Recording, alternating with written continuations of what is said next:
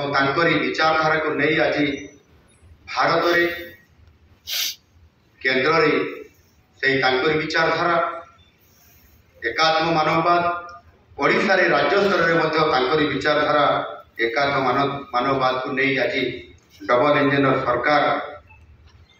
ଏଥିରେ ମୁଁ ନିଶ୍ଚିତ ଯେ ଦୀନଦୟାଲଙ୍କର ଆଦର୍ଶରେ ଏବଂ ମୋଦିଜୀଙ୍କ ନେତୃତ୍ୱରେ ଭାରତ ଏକ ଆତ୍ମନିର୍ଭର ଭାରତ ହୋଇ ବିଶ୍ୱଗୁରୁ ସୌଭାଗ୍ୟ ଅର୍ଜନ କରିବ ଏବଂ ଓଡ଼ିଶାର ସେଥିରେ ସିଂହ ଭାଗ ଯୋଗଦାନ ଥିବ। ଆଜି ସମାଜରେ ସବୁଠାରୁ ତଳ ସ୍ତରରେ ଥିବା ଲୋକମାନଙ୍କର ପାଇଁ ବିଭିନ୍ନ ଯୋଜନା, ଗରିବ କଲ୍ୟାଣ ଯୋଜନା କାର୍ଯ୍ୟକାରୀ ହେଉଛି ଏବଂ ଲୋକଙ୍କର ଉନ୍ନତି ପାଇଁ ସମସ୍ତ ପ୍ରକାରର କେନ୍ଦ୍ର ସରକାର ରାଜ୍ୟ ସରକାର ବ୍ୟବସ୍ଥା କରୁଛନ୍ତି ଏବଂ ସେଥିପାଇଁ ଦୀନଦୟାଲଜୀ ଅନ୍ତର୍ଦୟର ନାମ ଦେଇଥିଲେ।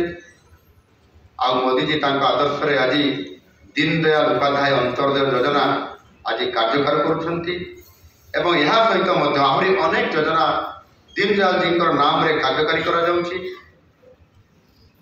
ଗ୍ରାମାଞ୍ଚଳରେ ଯୁବକ ଯୁବତୀମାନଙ୍କର ଦକ୍ଷତା ବିକାଶ ପାଇଁ ମଧ୍ୟ ଆପଣଙ୍କର ଦୀନଦୟାଲ ଉପାଧ୍ୟାୟ ଗ୍ରାମୀଣ କୌଶଳ ଯୋଜନା ମଧ୍ୟ ଆଜି କାର୍ଯ୍ୟକାରୀ କରାଯାଉଛି।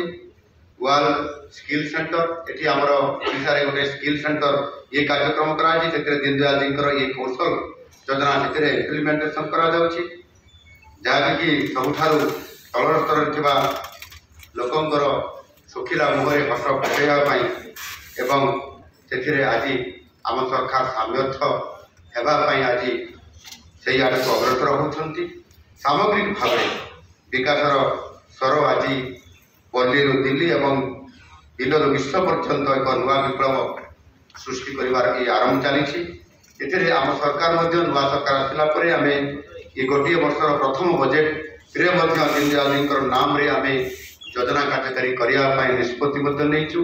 ଗତ ବଜେଟ୍ରେ ଆମର ପଣ୍ଡିତ ଦୀନଦୟାଲଙ୍କର ସ୍ମୃତିରେ ଏକ ଯୋଜନା ଆମେ ଆରମ୍ଭ କରିଛୁ, ତାଙ୍କ ସ୍ମୃତିରେ ତାଙ୍କର ନାମକୁ ଯୋଡ଼ିକି, ଯାହାକି ଶିଳ୍ପାଞ୍ଚଳ ଦୀନଦୟାଲ କର୍ମଚାରୀ ନିବାସ ନାଁରେ ଏକ ଯୋଜନା କରିଛୁ।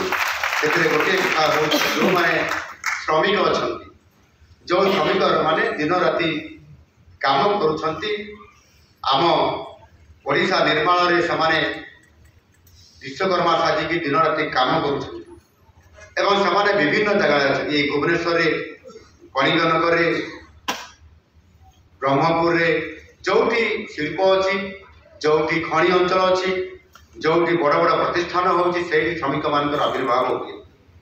ସେଥିପାଇଁ ଏଇ ଯେଉଁ ଆମେ ଯୋଜନାଟି ଆରମ୍ଭ କଲୁ, ଯେଉଁ ଯୋଜନାଟି ହେଇଛି ଶିଳ୍ପାଞ୍ଚଳରେ ଦୀନଦୟାଲ କର୍ମଚାରୀ ନିବାସ, ଏହି ଯୋଜନାରେ କଳିଙ୍ଗନଗର, ଝାରସୁଗୁଡ଼ା, ରାଉରକେଲା, ଭୁବନେଶ୍ୱର, ଜଗତପୁର, କେନ୍ଦୁଝର, ଦାମନଯୋଡ଼ି ପରି ଶିଳ୍ପାଞ୍ଚଳରେ ଶିଳ୍ପ ଶ୍ରମିକମାନଙ୍କର ପାଇଁ ହଷ୍ଟେଲ ବା ଆପାର୍ଟମେଣ୍ଟ ନିର୍ମାଣ କରାଯିବ। ଆଉ ସେଥିପାଇଁ ମଧ୍ୟ ବଜେଟ୍ରେ ବ୍ୟବସ୍ଥା କରାଯାଇଛି। ପ୍ରାଥମିକ ସ୍ତରରେ ଇଏ 50 କୋଟି ଟଙ୍କାର ବ୍ୟୟ କରାଯାଇଛି। ଆଗାମୀ ଦିନରେ ଏ ପ୍ରତି ସହରମାନଙ୍କରେ ଶ୍ରମିକମାନଙ୍କୁ ସେଠି ସମ୍ପୂର୍ଣ୍ଣ ଭାବରେ ସେମାନଙ୍କୁ ରହିବା ପାଇଁ ସେମାନଙ୍କର ବ୍ୟବସ୍ଥା କରିବା ପାଇଁ ସ୍ୱତନ୍ତ୍ରତା ଦିଆଯାଇଛି। ଆଗକୁ ଏ ଯୋଜନାରେ ମଧ୍ୟ ବଜେଟ୍ରେ ଆହୁରି ଅଧିକ ବ୍ୟବସ୍ଥା କରାଯିବ ଏବଂ ସେଥିରେ ଶିଳ୍ପ ଶ୍ରମିକମାନଙ୍କର ଅବହେଳିତ ଓ ନିଷ୍ପେଷିତ ଜୀବନଯାତ୍ରା କ୍ଷେତ୍ରରେ ଏକ ଯୋଜନା, ଏକ ନୂଆ ରାହା ଦେବା ସହ ସାମାଜିକ ସୁରକ୍ଷାର ବିଶ୍ୱସ୍ତ ଅନୁଭବ ଆଣିଦେବ। ଏଥିରେ ନିଶ୍ଚିତ ଭାବରେ ଏହା ଆମ ସରକାରଙ୍କର ଗୋଟିଏ ବଡ଼ ପ୍ରତିଶ୍ରୁତି। ଦୀନଦୟାଲଜୀଙ୍କ ନାଁରେ ସେହି ଅବସରରେ ଆମକୁ ମଧ୍ୟ ଗୋଟିଏ ଅବସର ମିଳିଛି ତାଙ୍କ ପ୍ରତି ତାଙ୍କର ଅବଦାନକୁ ସ୍ୱୀକୃତି ଦେଇ ଏବଂ ତାଙ୍କ ସ୍ମୃତିକୁ ଉଜ୍ଜୀବିତ ରଖିବା ପାଇଁ ଆମ ସରକାର ପ୍ରଥମ ଥର କରି ତାଙ୍କର ଜନ୍ମଜୟନ୍ତୀ ପାଳନ କରିବା ଶୁଭ ଅବସରରେ ଏ ଭୁବନେଶ୍ୱରରେ ମଧ୍ୟ ଏକ ସୁଦୃଶ୍ୟ ପାର୍କ ନିର୍ମାଣ କରିବା ପାଇଁ ନିଷ୍ପତ୍ତି ନେବା ପାଇଁ ଯାଉଛନ୍ତି। ସେହି ପାର୍କରେ ଦୀନଦୟାଲଙ୍କର ଏକ ଲାଇଫ୍ ସାଇଜ୍ ପ୍ରତିମୂର୍ତ୍ତି ପ୍ରତିଷ୍ଠା କରାଯିବ।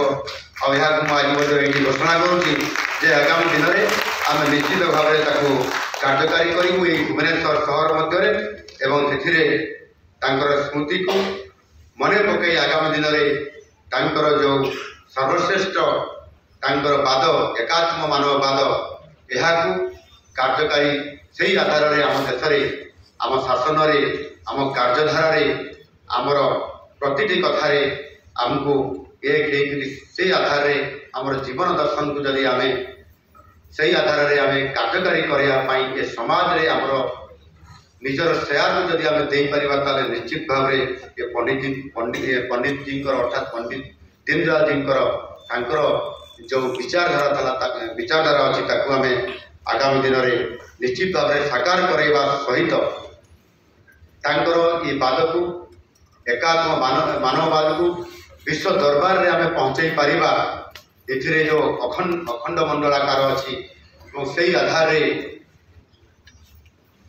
आमर जो रही माने मन व्यक्ति सहित बुद्धि सहित आपंकर आत्मा सहित परमात्मा पर्यंत समष्टि परमेष्टि पर्यंत ये जो आधार जो चिंताधारा रही निश्चित भाव में साकार हो पार ये प्रकार आशा रखी आज ये प्रथम सरकारी स्तर ये जन्म जयंती उत्सव शुभ अवसर आपण मैंने समस्ते आरंभ शेष पर्यंत उपस्थित रही ये कार्यक्रम को सफल कर धन्यवाद दे आज मोर ये अभिभाषण को शेष कर धन्यवाद। भारत माता की जय, वंदे उत्कल जननी, जय हिंद।